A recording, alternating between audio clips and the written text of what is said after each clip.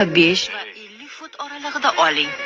Keyin esa mavzuga oling. Kechirasiz xonim. U menga tegajog'lik qilyapti. O'rningdan tur.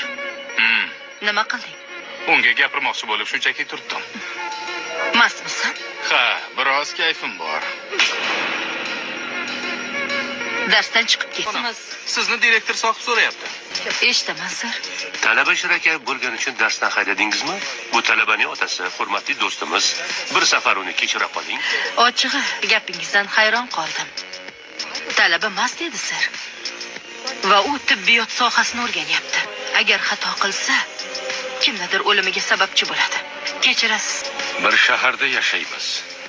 Atrofda nafaqat yoshlar, hatto yuk mashinasi haydovchilari ham mast holda yuradi. O'g'lingiz xato qilsa, po'pisa va arzot qilishga shoshmang. Mana shunday yo'l tutish